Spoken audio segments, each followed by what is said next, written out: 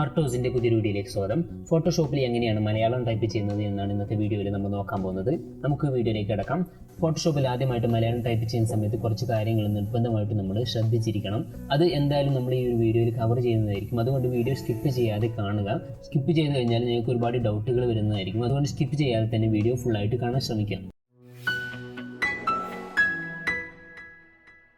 ഫോട്ടോഷോപ്പിൽ Malayalam type ചെയ്യാൻ വേണ്ടി കുറ്റിപ്പെൻസിൽ എന്ന് പറയുന്ന ഒരു വെബ്സൈറ്റിൻ്റെയോ അതല്ലെങ്കിൽ ടൈപ്പിറ്റ് എന്ന് പറയുന്ന ഒരു ആപ്ലിക്കേഷൻ്റെയോ സഹായം നമുക്ക് തേടാവുന്നതാണ്. രണ്ടിൻ്റെയും ലിങ്ക് ഞാൻ ഡിസ്ക്രിപ്ഷനിൽ കൊടുത്തിട്ടുണ്ട്. ഞാനിവിടെ കുറ്റിപ്പെൻസിൽ എന്ന് പറയുന്ന വെബ്സൈറ്റ് ഓപ്പൺ ചെയ്യുന്നു. നമുക്കിവിടെ ഡയറക്റ്റ് ആയിട്ട് മലയാളം ടൈപ്പ് ചെയ്യാവുന്നതാണ്. എന്നാൽ പൊതുവെ മലയാളത്തിൽ ഉപയോഗിച്ച് വരുന്ന ഒരു കീബോർഡ് ഫോർമാറ്റാണ് ഇൻസ്ക്രിപ്റ്റ് എന്ന് പറയുന്നത്. ആ ഒരു കീബോർഡ് ഫോർമാറ്റ് കാണാൻ വേണ്ടി ഇവിടെ ഷോ എന്ന ബട്ടണിൽ ക്ലിക്ക് ചെയ്ത് കൊടുത്തു കഴിഞ്ഞാൽ നമുക്കതിൻ്റെ ഫോർമാറ്റ് ഇവിടെ കാണാവുന്നതാണ്. ഈ ഒരു ഫോർമാറ്റിൽ ഏതൊക്കെ അക്ഷരങ്ങൾ ഏതൊക്കെ ബട്ടണിലാണ് ഉള്ളത് എന്ന് നമുക്ക് ഇതിൽ നോക്കിയാൽ കാണാൻ പറ്റും.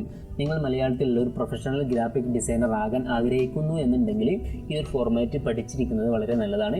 ഇനി അതല്ല എങ്കിൽ നമുക്ക് മംഗ്ലീഷ് പോലുള്ള കീബോർഡുകളുടെ സഹായവും തേടാവുന്നതാണ്. അതിനുവേണ്ടി ഞാൻ ഇവിടെ മംഗ്ലീഷ് എന്ന് പറയുന്ന ഒരു വെബ്സൈറ്റ് ഓപ്പൺ ആക്കി വെച്ചിട്ടുണ്ട്. അതിൻ്റെ ലിങ്കും ഞാൻ ഡിസ്ക്രിപ്ഷനിൽ കൊടുത്തിട്ടുണ്ട്. നമുക്കിവിടെ ഇംഗ്ലീഷ് ടൈപ്പ് ചെയ്തുകൊണ്ട് മലയാളം ക്രിയേറ്റ് ചെയ്യാവുന്നതാണ്. ഞാനിവിടെ കുറച്ച് കാര്യങ്ങൾ ടൈപ്പ് ചെയ്യുന്നു. ഞാൻ ഇന്നലെ അവൻ്റെ വീട്ടിൽ പോയി എന്ന് ഞാനിവിടെ ടൈപ്പ് ചെയ്ത് വെച്ചിട്ടുണ്ട്. ശേഷം ഇത് മൊത്തമായിട്ട് സെലക്ട് ചെയ്യുന്നു.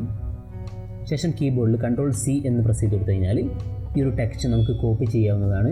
ടെക്സ്റ്റ് കോപ്പി ചെയ്ത ശേഷം ഞാനിവിടെ കുറ്റിപ്പെൻസിൽ എന്ന് പറയുന്ന വെബ്സൈറ്റിലേക്ക് തന്നെ പോകുന്നു. ശേഷം കീബോർഡിൽ Ctrl+V എന്ന് പ്രസ് ചെയ്തുകൊണ്ട് ഞാനിവിടെ പേസ്റ്റ് ചെയ്യുന്നു.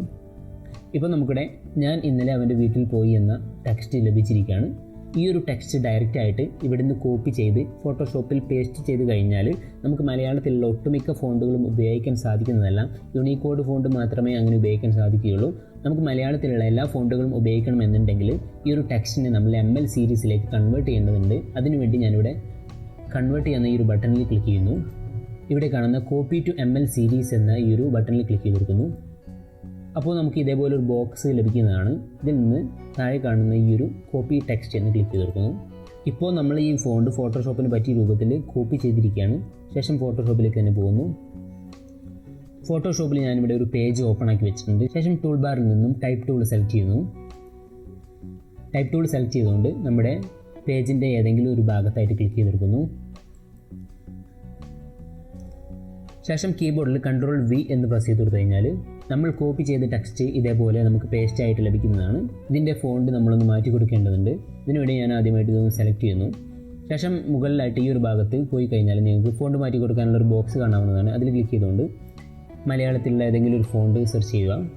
ഞാനിവിടെ മലയാളത്തിലുള്ള MLTT എന്ന് പറയുന്നൊരു ഫോണ്ട് സെർച്ച് ചെയ്യുന്നു. MLTT. ഇപ്പോൾ മലയാളത്തിലുള്ള MLTT എന്ന് പറയുന്ന ഒരുപാട് ഫോണ്ട്സുകൾ നമുക്ക് അവൈലബിൾ ആണ്. ഞാനതിൽ ഈ ഒരു ഫോണ്ട് സെലക്ട് ചെയ്യുന്നു. ഇപ്പോൾ ഞാൻ ഇന്നലെ അവൻ്റെ വീട്ടിൽ പോയി എന്നുള്ള ടെക്സ്റ്റ് ഇവിടെ ഫോട്ടോഷോപ്പിൽ കറക്റ്റായിട്ട് ടൈപ്പ് ചെയ്തിരിക്കുകയാണ്. ശേഷം കീബോർഡിൻ്റെ അവസാനമായി കാണുന്ന ഈ ഒരു എൻ്ററിൽ ക്ലിക്ക് ചെയ്തെടുക്കുന്നു. ഇപ്പോൾ വളരെ മനോഹരമായിട്ടുള്ള ഒരു മലയാളം ഫോണ്ട് ഞാനിവിടെ സെലക്ട് ചെയ്തിരിക്കുകയാണ്. എൻ്റെ കമ്പ്യൂട്ടറിൽ ഒരുപാട് മലയാളം ഫോണ്ടുകൾ ഉണ്ടായതുകൊണ്ടാണ് ഞാനിങ്ങനെ ചെയ്യുന്നത്. നിങ്ങളുടെ കമ്പ്യൂട്ടറിലും ചിലപ്പോൾ മലയാളം ഫോണ്ടുകൾ ഉണ്ടായിരിക്കാം. ഇനി ഒരു പക്ഷേ മലയാളം ഫോണ്ടുകൾ ഇല്ല എന്നുണ്ടെങ്കിൽ യൂട്യൂബിൽ നിന്നോ അതല്ലെങ്കിൽ ഗൂഗിളിൽ നിന്നൊക്കെ സെർച്ച് ചെയ്ത് കഴിഞ്ഞാൽ മലയാളം ഫോണ്ട് എങ്ങനെയാണ് ലഭിക്കുമെന്നുള്ള ഒരുപാട് റിസോഴ്സുകൾ നിങ്ങൾക്ക് ലഭിക്കുന്നതാണ്. അത്തരത്തിലുള്ള റിസോഴ്സുകളൊക്കെ ഉപയോഗിച്ചുകൊണ്ട് മലയാളം ഫോണ്ടുകൾ എവിടുന്നേലും നിങ്ങൾ സംഘടിപ്പിക്കാം. ശേഷം മലയാളത്തിലുള്ള പുതിയ ഫോണ്ടുകളൊക്കെ ഉപയോഗിച്ചുകൊണ്ട് നല്ല ഡിസൈനുകൾ ക്രിയേറ്റ് ചെയ്യാൻ ശ്രമിക്കാം. ഈ ഒരു വീഡിയോ നിങ്ങൾക്ക് യൂസ്ഫുൾ ആയിട്ടുണ്ടെങ്കിൽ തീർച്ചയായിട്ടും ലൈക്ക് ചെയ്യണം. അതുപോലെ തന്നെ ഇതുപോലുള്ള ഡിസൈൻ സംബന്ധമായിട്ടുള്ള ടിപ്സുകളും അപ്ഡേഷൻസും ഒക്കെ ലഭിക്കുന്നതിന് ചാനൽ ഇപ്പോൾ തന്നെ സബ്സ്ക്രൈബ് ചെയ്യാം. മറ്റൊരു വീഡിയോയിൽ കാണുന്നതുവരെ ഗുഡ് ബൈ.